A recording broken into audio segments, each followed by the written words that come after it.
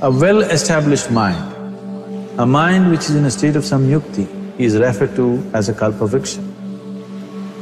If you organize your mind to a certain level of organization, it in turn organizes the whole system.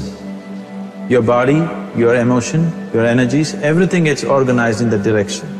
Once all these four dimensions of you, your physical body, your mind, your emotion and the fundamental life energies are organized in one direction, once you're like this, anything that you wish happens without even lifting a little finger actually. It would help to assist it with activity, but even without doing any activity, you can still manifest what you want if you organize these four dimensions in one direction and keep it unwavering in that direction for a certain period of time.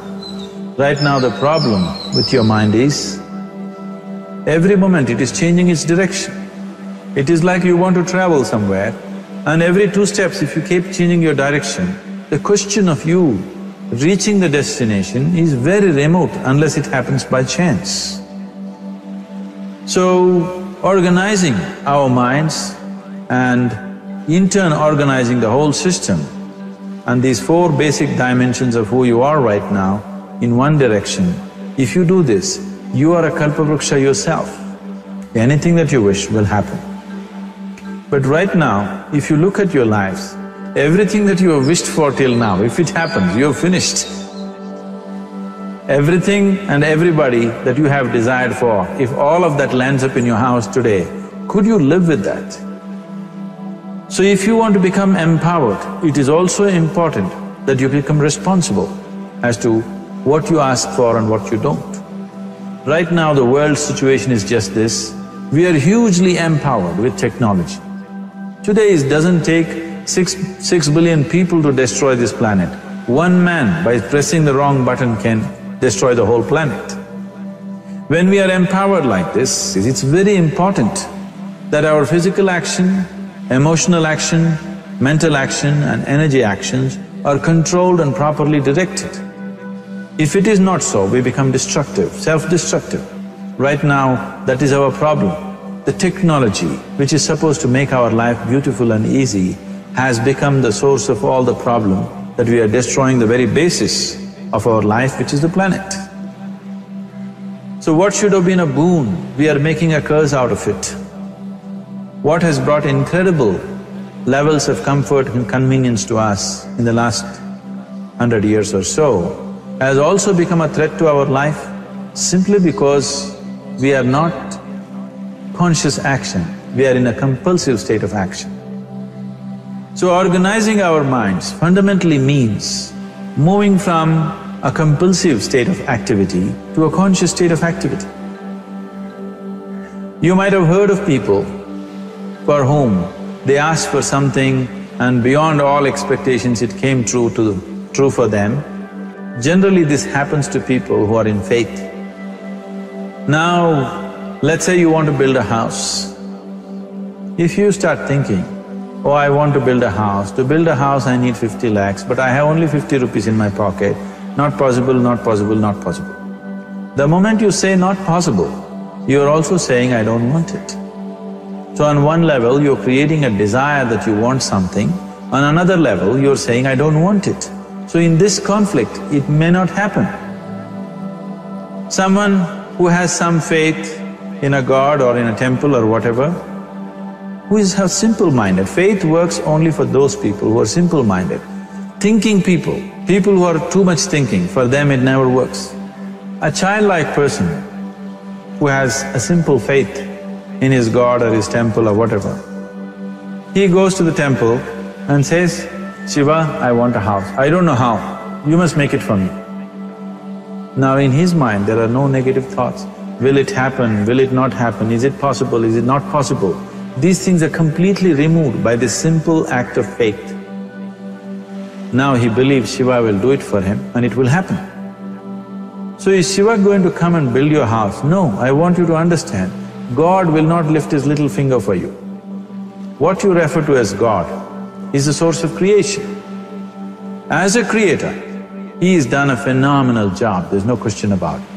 Could you think of a better creation than this? Is it in anybody's imagination to think anything better than what is there right now? So as a creator, he has done his job wonderfully well. But if you want life to happen the way you want it, because right now, the very crux of your happiness and your well-being is this: if at all if you're unhappy, the only and only reason why you're unhappy is life is not happening the way you think it should happen. That's all it is. So if life is not happening the way you think it should happen, you're unhappy. If life happens the way you think it should happen, you are happy. It's as simple as that. So if life has to happen the way you think it should happen, first of all, how you think, with how much focus you think, how much stability is there in your thought, and how much reverberance is there in the thought process will determine whether your thought will become a reality or is it just an empty thought. Or how you do not create any impediments for your thought by creating negative thought process. Is something possible or not possible? Is destroying humanity.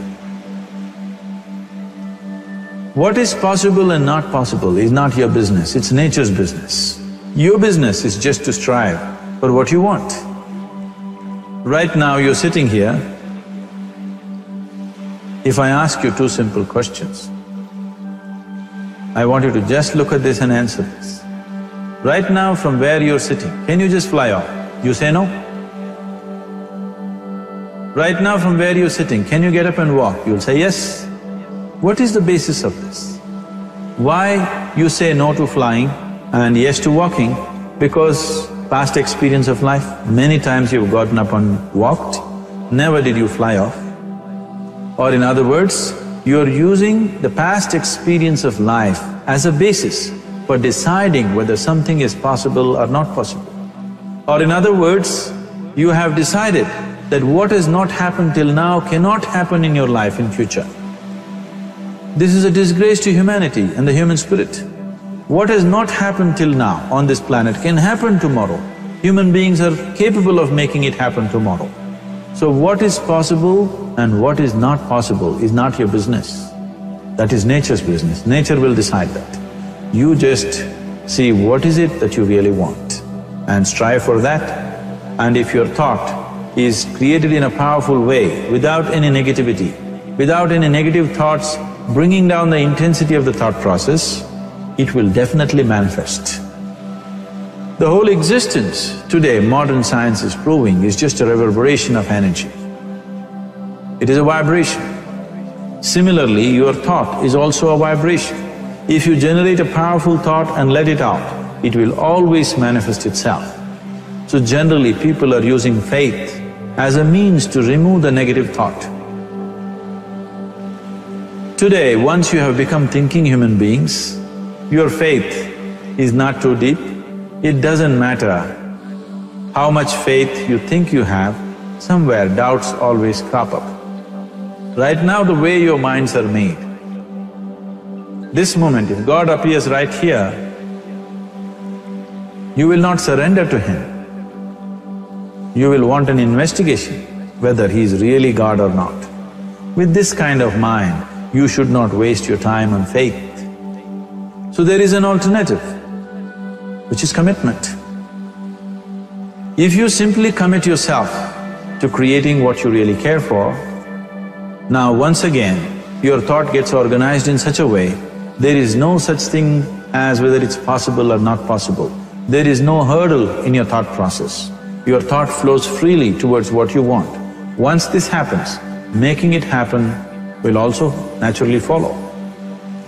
So to create what you really care for, first and foremost thing is that what you want must be well manifested in your mind, that this is what I want. Is that what you really want? You must look at it, because any number of things in your life you have thought, this is it. The moment you reach there, you realize that's not it, it's the next one and the next one and the next one. So what is it that one really wants is one thing. First of all, we must explore. Once that is clear and we are committed to creating it, now there is a continuous process of thought in that direction. Once you can maintain a steady stream of thought without changing direction, definitely this is going to happen in your life, or it will definitely manifest as a reality in your life.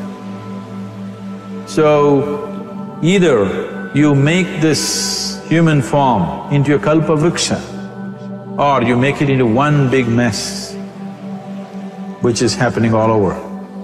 One reason why we have not created the kind of world that all of us would want to live in is, too many people are busy looking up. Too many people are interested in other planets, they're not interested in this planet. But every aspect of their life they're checking out with other planets. And further, too many people are in service of heaven, they're not on service of this earth. I think right now we need people who are in service of this earth, not heaven. I believe if heaven is closer to divine than where we are, if that is so, I believe they're a little more organized than us, they don't need help from us. This has been a major problem on the planet. Anything that is valuable for a human being, anything that is good, the highest aspects of human life have unfortunately been exported to heaven. For example, if you say love, people say God is loving. We do not know whether God is loving or not. Human beings are capable of love. It is very, very important that people understand human beings are capable of love, human beings are capable of compassion, human beings are capable of joy and blissfulness. All the good things that are possible for a human being, unfortunately have been exported to heaven. If we want to create the kind of world that we want to, we need to understand whatever you refer to as God, the idea of God has entered our mind only because we have seen creation around us. Because there is creation, we have assumed a creator. God is a great creator. What you refer to as God is a source of creation. That source of creation has not failed us, has done a fantastic job. But now the question is about management.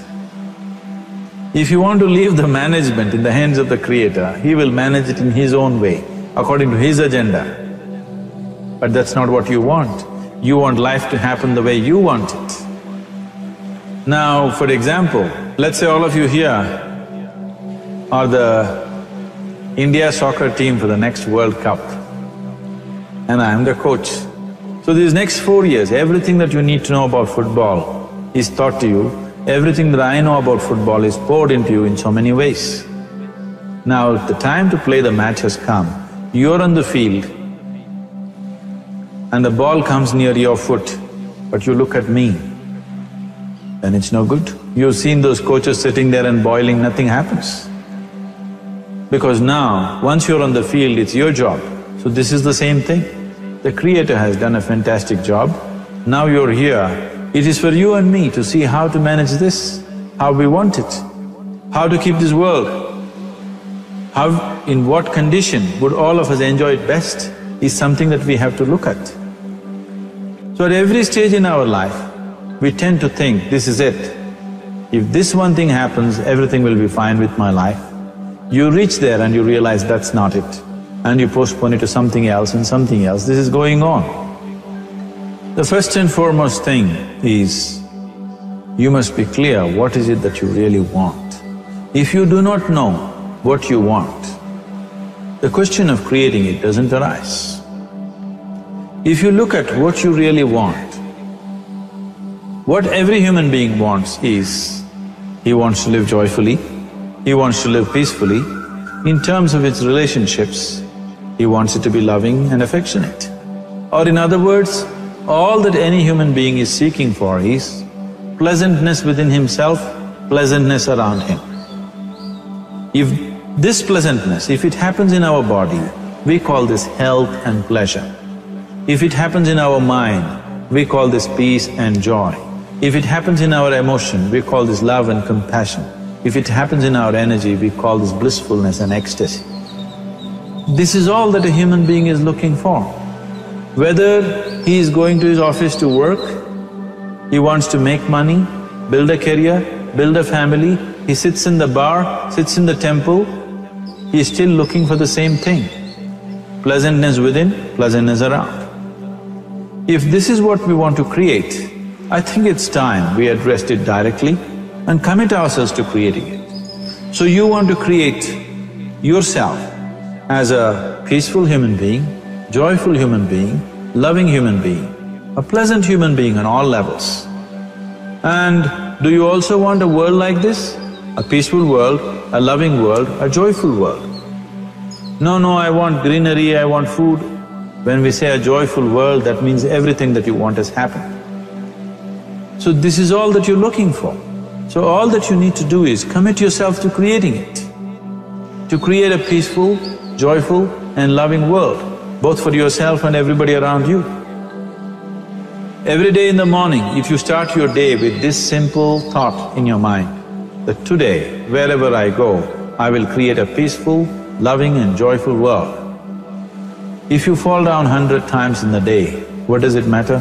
For a committed man, there is no such thing as failure. If you fall down 100 times, 100 lessons to be learnt.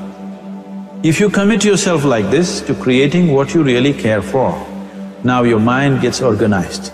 Once your mind gets organized, the way you think is the way you feel, your emotion will get organized. Once your thought and emotion is organized, your energies will get organized in the same direction. Once your thought, emotion and energies are organized, your very body will get organized. Once all these four are organized in one direction, your ability to create and manifest what you want is phenomenal. You are the creator in many ways. Why I am saying you are the creator is, I want you to look at the nature of your life right now. If you eat a banana, in 4 hours' time, this banana becomes a human being. There is something within you, a life-creating process, a process which builds this body. The manufacturer of this body is within. You give him a banana, he makes a human being out of that banana. Transforming a banana into a human being is not a small thing, it is a phenomenon. It is just that this phenomena is happening within you unconsciously. If you could only consciously manifest this, making a banana into a human being, you are the creator. You are nothing less than that. As the theory of evolution goes, to make a monkey into a human being, it took millions of years. Over an afternoon, you can make a banana into a human being or whatever else, a piece of bread that you eat, into a human being. So, the very source of creation is functioning within you. If you organize these four dimensions of mind, emotion, body and energy in one direction, the source of creation is with you. You are the creator, what you want to create will happen to you effortlessly. Once you're organized like this, now you are not a mess, you are a kalpa vruksha. You have the power to create what you want. There are tools and technologies as to how to organize this system in such a way that instead of being a psychological mess, you can make yourself into a kalpa vruksha. This culture, these traditions, the whole technology of yoga is just about this, transforming yourself from being just a piece of creation to the creator himself. This is not in search of God, this is in search of becoming a God. This is not in search of divine, this is in search of becoming divine, because that which you call as divine, that which is the source of existence, is throbbing within you every moment of your life. Otherwise, a piece of bread cannot become a human being in the course of an afternoon. So, shifting from being just a piece of flesh and blood to becoming a creator, there is a whole science and technology for this. There are tools to make this happen. That which is the source of creation is functioning within you every moment of your life. It is just that, have you kept access to that dimension or not? Organizing the four basic elements of your life will give you that access. There are tools and technologies to do this. The whole science of yoga, the whole technology that we refer to as yoga is just about this, transforming yourself from being just a piece of creation to become a creator. For example, 100 years ago, if I picked up something like this and I start speaking to someone who is across in another part of the world, you would think it's some kind of a miracle. Either I must be a messenger or a son or maybe God himself. But today, this is just another gadget that every one of us carry and use. Today sitting here, without using this instrument, if I speak to someone in another part of the world, it is still a miracle for you. So, this instrument happened because of human mind wanting it to happen. 100 years ago, nobody thought this was possible, but today it is just a common thing. Similarly, many things which are not in our perception yet can be brought into our perception and our ability to create our lives can be greatly enhanced. So first and foremost thing is to organize the mind and to organize your emotions, body and energy in that line. Once this happens, you are in touch with the fundamental life-creating process within you. Once you're in touch with it, once you're in excess of that power, you have the power to create. You have the power to create your life and your surroundings the way you want it. Because we have lost our power to create, we are making a mess out of ourselves and the world around us. If we operated as the true creator, as it is operating within us, creating this body for us, if we could create our lives with the same sense of organization and sense of purpose, this world and the human being would be in a completely different state. It is my wish and my blessing that every human being in this world should have this access to the source of creation within himself so that he can function here as a creator, not just as a piece of creation.